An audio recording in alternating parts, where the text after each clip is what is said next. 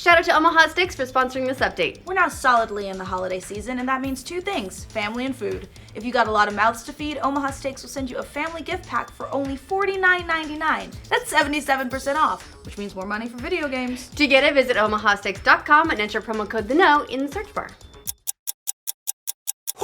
Welcome to The Know, I'm Ashley Jenkins. I'm Mica Burton. So far, we've had to mooch off of comments from EA investor briefings for all our Star Wars Battlefront news, but thank the maker, we finally got something more substantial that's like kind of for us. Yeah. You know, the gamers. A brand new DICE interview gives us our first potential details about next year's Star Wars Battlefront 2, including seamless air-to-ground battles, maybe saying goodbye to season passes, and what to expect from the game's single-player campaign. A campaign! Which, yeah, is getting a campaign. That's awesome! So basically, they went down the list of all the things people hated about Battlefront and went tick, tick, tick, and decided to fix all that stuff.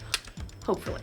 So all this comes from a Eurogamer sit-down with DICE producer Paul Kesselin, who talked about this week's newly released Rogue One tie-in DLC. For DICE, the new DLC is meant to be an answer to some of the first game's many criticisms, namely the lack of ground-to-air battles and the lack of story-focused content.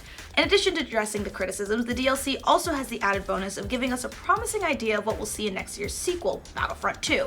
Kesselin said, "We've been listening to a lot of the feedback since launch, and even post-launch, as we've been adding new things. We've announced the next game that's coming out. Those are things we're looking forward to tackling in the future." That announcement came from a recent EA earnings call where EA CFO Blake Jorgensen told investors that Battlefront 2 would be out next fall. At the time, he said they were working hard to make sure it had, actual content this time around. Good on them. So far, it seems like both DICE and EA are putting a lot of stock in addressing Battlefront 1's complaints, and one of the first steps in tackling those was the Death Star DLC released in September, and the newly launched Rogue One Scarif DLC available this week for Season Pass holders. And only Season Pass holders, because that makes a lot of sense. Rep. Both of those DLC packs offer gameplay that was noticeably missing from the original game, with matches playing out across multiple stages from air to ground. Unfortunately, that transition hasn't been seamless as of yet the way it was in the original games. In the Death Star DLC, which went from a battle over the Death Star to infiltrating the superweapon itself, the transition required, dun dun dun, a loading screen. No one likes loading screens. Scarif improves things just a little bit. The battle takes place in 3 stages. You first have to breach a planetary shield via space combat, move to a ground battle to blow up a cargo ship, then infiltrate the Imperial base to steal its secrets. Rather than a loading screen, the transition between each of these stages of the round happens with a brief cutscene. So, of course, the big question is whether or not Battlefront 2 will go from air to ground totally seamlessly. And to that question, producer Kesselin's answer is, well, a resounding maybe. Solid answer. He implies it's certainly the direction DICE wants to go, however, it also depends on the size of the maps and the different worlds they're trying to create. Right now, they're mostly focused on unlocking Battlefront 2 at 60 FPS.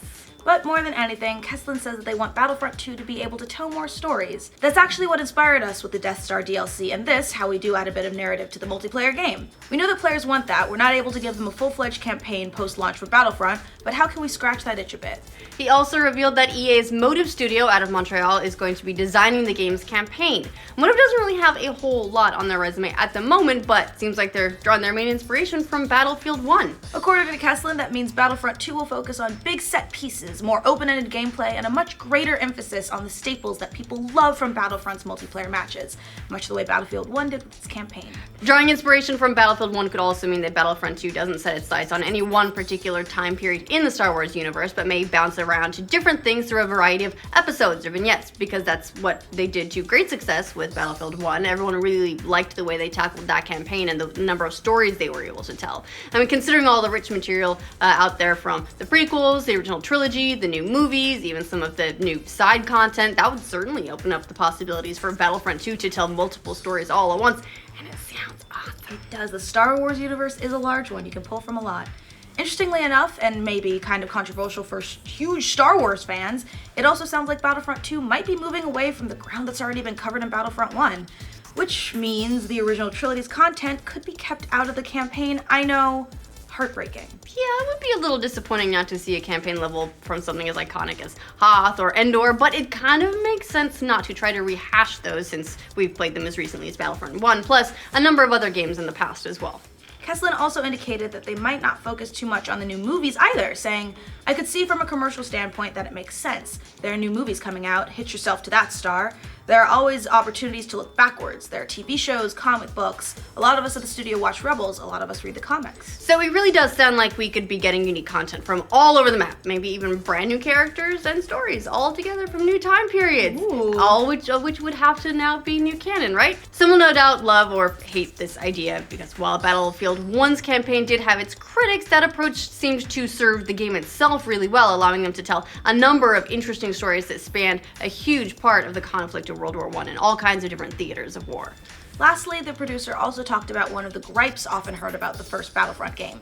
Its hefty season pass. And for those who weren't suckered into paying for the first game's season pass, it came out to a whopping $50 on top of the full price game. In all, it added 16 multiplayer maps, 8 new heroes, 4 epic expansions, 20 new weapons and vehicles, and new game modes. So, you've got a lot for the money, but still, $50. That's a lot of money.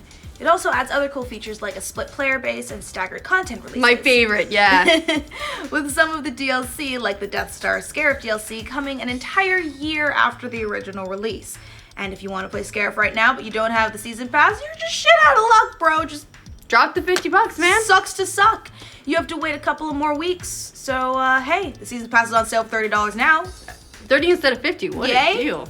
You go after it, everybody. Fortunately, it sounds like Battlefront 2 could move in a different direction than all that. Cuslin said, for us, more as EA as a company, we throw out the term player first a lot. And what does it mean for games as living experiences over time? We're giving a lot more thought in that area, and how can that evolve what we've done in the past? I can't guarantee one way or another now, but it's something we're thinking about. EA has tried ditching season passes as another one of their new games from this fall, Titanfall 2, in an attempt to see if it makes a difference for the game over time. Hopefully they'll get some lessons from that, assuming more people actually start buying that damn game. Well, maybe things like the lack of a season pass will extend the tail on it so that they do.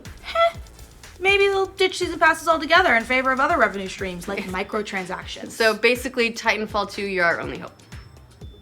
Right? Come on! Okay, look, we can hope. We can hope. That's all we can do. But hey. Rebellions are built on hope. What do you guys think of the initial details about Battlefront 2? What do you guys think about Ashley's horrible puns? Let us know in the comments. And for future updates on Star Wars video games, puns, and all things puns, like this video and subscribe to the know. Thanks to Omaha Steaks for sponsoring this update. The holidays are all about food and family, which is why Omaha Steaks will send you a family gift pack for only $49.99. That's 77% off the regular price. And it's a ton of food, too. It's 2 filet mignons, 2 top sirloins, 2 boneless pork chops, 4 boneless chicken breasts, a package of meatballs, 4 kielbasa sausages, 4 Omaha steaks and burgers, 4 potatoes au gratin, 4 caramel apple tartlets, seasonings, plus an extra 4 kielbasa sausages for free because they were like, nah, I still have too much space in the freezer. It's a lot of food for $50. Oh yeah, I got one. I've been working through it all month. You're gonna want to clear some freezer space to make some room. The caramel apple tartlets. Look, I'm not saying that I ate all 4 while Bernie's been away traveling, but I am saying that they aren't around anymore. They're just on a farm now. Oh, awkward. Want in on the meat party? Just visit omahasteaks.com and use promo code THEKNOW, all one word, in the search bar to bring up the deal.